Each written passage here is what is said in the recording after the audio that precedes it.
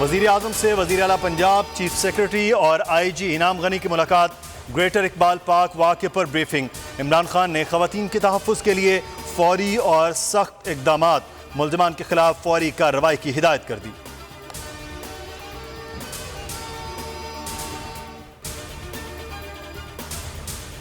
نئی نسل کے لیے بہتر پاکستان چھوڑنا ہے۔ وزیر اعظم عمران خان نے رک جھوک جنگل میں پودا لگا کر ملک کے پہلے سمارٹ جنگل کا افتتاح کر دیا۔ شیخوپورہ جنگل سمارٹ سینسرز اور نگرانی کے نظام سے لیس ہوگا۔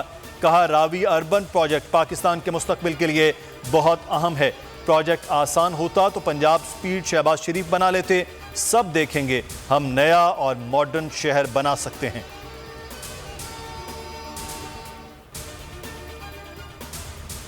انٹر بینک مارکیٹ میں ڈالر ایک سال کی بلند ترین سطح پر پہنچ گیا۔ ایک دن میں امریکی کرنسی کی قیمت میں 1 روپے 8 پیسے کا اضافہ 166 روپے 28 پیسے کا ہو گیا۔ رواں سال 7 مئی سے ڈالر کی قیمت میں 14 روپے اضافہ ریکارڈ۔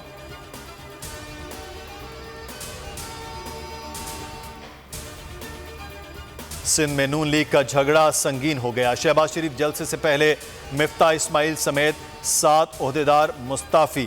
رانا مشہود منانے کراچی پہنچ گئے۔ مسلم لیگ ہاؤس میں ہنگامہ آرائی کے خلاف ایکشن نہ ہونے پر مفتاح اسماعیل کی ناراضی دور کرنے کی کوششیں جاری۔ شہری علاقوں کو مزاحمت پر مجبور نہ کریں۔ سن 88 کی مردم شماری کے مطابق صوبے میں بلدیاتی انتخابات کرائے جائیں۔ ایم کیو ایم رہنما خالد مقبول صدیقی نے حکومت سندھ کو وارننگ دے دی۔ الزام لگایا اندرون سندھ سے باشندوں کو لا کر کراچی میں آباد کیا جا رہا ہے۔ ان کی کرپشن پکڑو تو کہتے ہیں کام نہیں کرنے دیتے۔ مراد سرکار نے بھتہ لے کر سکول کھولنے کی اجازت دی۔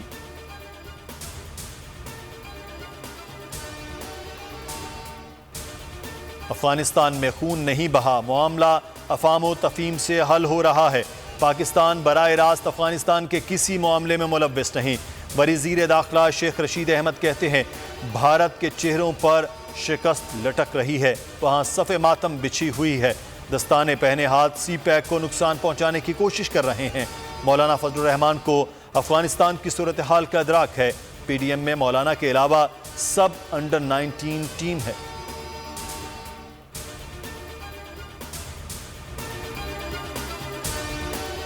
کورونا کا ہلاکت خیز دن، 24 گھنٹوں میں 141 افراد جان سے گئے، 4199 نئے مریض، شرح 6.8%۔ کراچی کی صورتحال خطرناک، 63 افراد ہلاک۔ ایک دن میں 10,26,000 سے زائد افراد کی ویکسینیشن کرا لی۔ عمرہ زائرین کے لیے اچھی خبر، سعودی عرب نے سائنو فارم اور سینوویک کی منظوری دے دی۔ ویکسین کے ساتھ بوسٹر لازمی قرار۔ پاکستان سمیت 20 ممالک کے شہریوں پر سفری پابندی ختم۔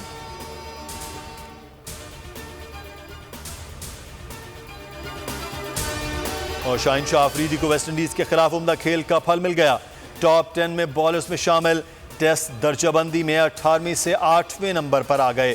کپتان بابر اعظم کی بھی ایک درجہ ترقی، 8ویں سے 7ویں نمبر پر براجمان۔